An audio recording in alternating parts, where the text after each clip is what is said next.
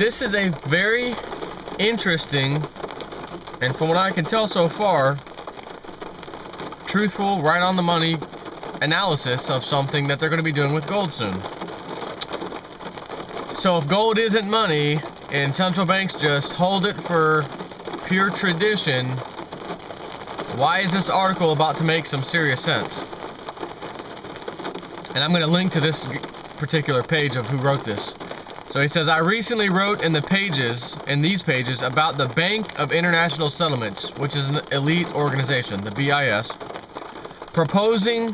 in which the BIS was proposing to reclassify gold bullion as the safest and the highest quality of asset for central banks and all other banks around the world. Now you know why old Ben Bernanke's been stockpiling gold. Not because it's tradition, but because it is the #1 asset one can have. So it is becoming tier 1 capital. Regardless of how the central banks wish to classify gold bullion, it is the market that will eventually decide the value of gold bullion, which has retained its value and played a significant role as a monetary asset for 5,000 years. The central bank in the United States, the Federal Reserve, has recently released a memo to possibly change the status of gold bullion in this country. Source, Federal FDIC Insurance Corporation, June 18, 2012. Currently in the United States and in many parts of the world, gold bullion is classified as a risk asset on which banks are allowed a 50% weighting. What this means is that for every $1 of gold bullion held, 50 cents of that dollar, or half, is recognized as value on the books of the banks or central banks. The whole $1 is not recognized because there is a risk. Currently thinking is that there is a risk, according to the classification, that gold bullion could lose its value rapidly. So that's why we can't give it tier 1 reclassification yet. So because according to the current classification, gold bullion could lose its value rapidly, therefore it can't be tier 1 capital. But that's going to change. And in a second, they're going to classify what tier 1 capital is, and you can't wait to hear what they consider tier 1 capital, saying that gold's not quite tier 1 capital, you're only allowed to value it at 50%. Other things, A, B, and C, these are tier 1 capital. These are 100%. Wait till I get to that point. Again, these are classifications created by central banks and have no bearing on the true value that the market will place on gold bullion. Still, it is significant that the U.S. is proposing to reclassify gold bullion as a zero risk asset. Right now it has risk, that's why it can't have that classification. But if they reclassify it, it will have a zero risk attached to it. And it could be as early as January 1st, 2013. This means that gold bullion will join the very short list of assets considered zero risk by the Federal Reserve. So what does the Federal Reserve consider already zero risk or prime assets? Not gold, not yet anyways. Ready? Are you ready? U.S. Treasuries.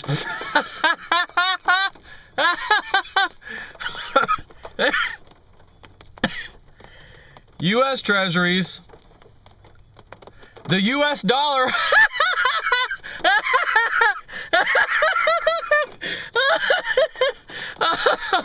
oh my God, I think my heart just skipped a beat. Oh my God. And assets or claims with the IMF. Those are all tier 1 capital. Not gold. Not yet anyways. Not gold. No. U.S. Treasuries, the U.S. dollar, and assets or claims of assets with the International Monetary Fund. So the Central Bank of the United States has joined the BIS in raising, or is going to, in raising the status of gold bullion. Again, why would they do that if gold... I just did the video, the parody. Bernanke, summer of 2009, parody of Bryan Adams, the summer of 69. And in the very beginning, I got the clip from the old Ben Bernanke when he was asked by Ron Paul, is gold money? No. No. He says no. Then the next question was, then why do central banks stockpile it? And his answer? It's just tradition. No, it's not tradition. They already know the next currency system, whether it's a one world currency or just it goes to hell, and it has to be a United States currency, regardless, it will be a gold-backed currency. Therefore, this is going to make a whole lot more sense in the near future. Should the reclassifications indeed be instituted in 2013, it's not for sure, but if they are reclassified, they reclassify gold, indeed to be instituted by 2013, or in 2013, it should increase demand of gold bullion by the banks here in the US. As gold bullion would be worth dollar for dollar, not 50 cents to a dollar, and in the balance sheet, or it would be worth dollar for dollar on the balance sheet what a particular bank paid for it. Furthermore, there is new legislation for banks around the world with Basel III. Basel III requires banks to increase their holdings of Tier 1 capital. So if Basel III kicks in, hey, banks around the world, you got to increase your Tier 1 capital, and currently U.S. Treasuries and the U.S. dollar is Tier 1 capital, which is going to hell in a handbasket. That means we really need a real Tier 1 capital, such as gold. What this is saying is that now gold will be the thing that these banks have to go get. Because if they're going to follow Basel III, it requires them to increase their Tier 1 assets, or capital, if you will. If gold bullion is reclassified as Tier 1, then the banks can now use gold bullion as a diversification from other assets. In other words, other crap, because the other part was not ever an asset. It was an illusion. On their balance sheets, central banks around the world are taking steps to reclassify gold bullion to the status that it has held for 5,000 years, which is money. It is valuable. The proposed and very significant change by the Federal Reserve here in the U.S. should increase the demand for gold bullion and subsequently the price for the yellow metal. It says also see Japanese pension fund buys gold as currency, and he's got a link to it. Again, I'm going to link to this guy's site. He says Michael's personal notes, and maybe Michael's the guy who wrote this, I'm not sure. In the first quarter of 2012, companies in the S&P 500 stock market index saw their earnings grow just 6.2%. Now that growth is threatening to go negative for the first time since the third quarter of 2009. More S&P 500 companies are coming in with earnings warnings than in the first quarter of this year, while very few S&P 500 companies are raising their earnings reports or their earnings reports outlooks. And he's got another link to look at.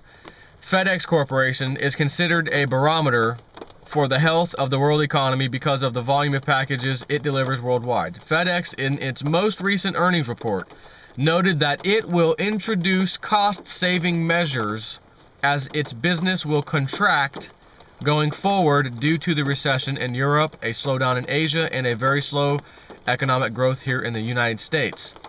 This S&P 500 company is not expanding its business to meet demand, obviously. It's actually shrinking. It is cost-cutting as a reduction to the global economic slowdown, or as a reaction to the global economic slowdown. For the second time in less than 2 months, the world's biggest consumer goods maker, the Procter & Gamble company, cut its earnings forecast for the same reason as FedEx. Imagine that.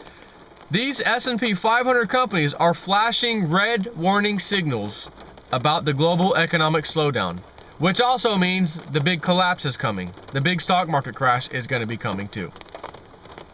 Bed Bath & Beyond admitted, another company, admitted it had used deep discounts in the U.S. to get consumers to spend in the first quarter.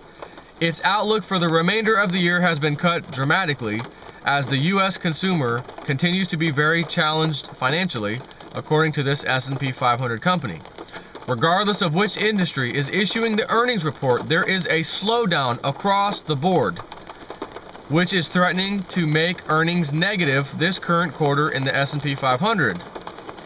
Even in technology, Taiwanese firm Copo Electronics is warning through its earnings report about the second half of 2012, which we're currently in now, but we're not quite looking at the data yet because it's not fully released.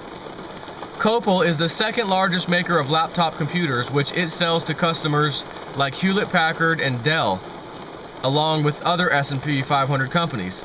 This translates into weak consumer spending in the US, Europe, and Asia. In 3 short quarters, dear reader, the S&P 500 has gone from double-digit earnings growth to single-digit earnings growth, and now to possibly negative earning growth. The global economic slowdown is gathering steam at a very rapid rate and could be leading us into a global economic recession. However, these earnings reports being issued by public companies illustrate that the U.S. stock market and the S&P 500 companies have more downside to them coming, obviously.